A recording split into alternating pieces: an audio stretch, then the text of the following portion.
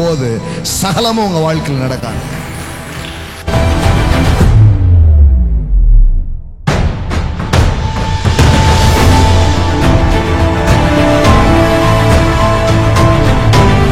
நம்முடைய கர்த்தராக இயேசு கிறிஸ்துவின் தேவன் அவர் யாரு? அந்த தேவன் யாரு?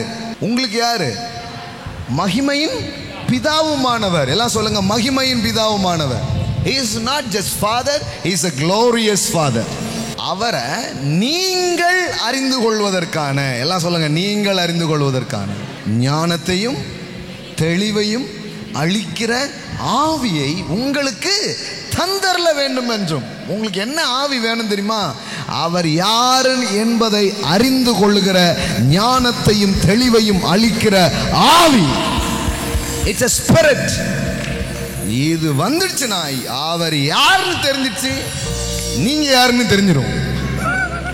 அவ்வளவுதான் மேட்ரு. தகப்பனை அறிந்து கொள்ளும் வழியிலே தன்னையே ஒருவன் கண்டுபிடிக்கிறான். ஏன் கடவுளை நான் அறியணும்? கடவுளை அறிஞ்சாதான் மனுஷன் யாருன்னே தெரியும். ஆனா இப்ப கேள்வி என்னன்னா எப்படி அறியறது? அதை சொல்லவே இல்லையப்பா. என்ன எப்படி அறியறது? என்ன கேட்ட?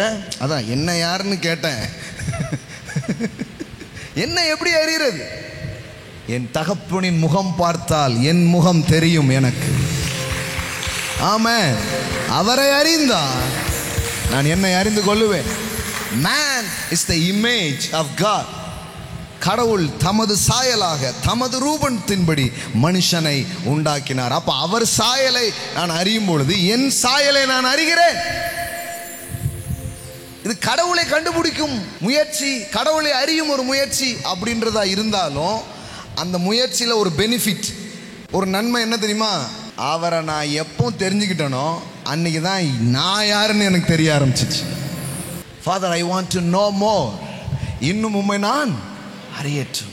இன்னும் உம்மை அறியணுமே, இன்னும் கிட்டி சேரணுமே.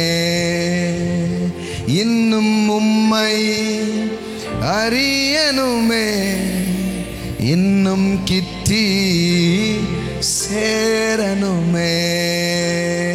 ஒரு நாளும் I want to know more, Father. உம்மை நான் அறிந்து கொள்ள வேண்டும். ஆமென்.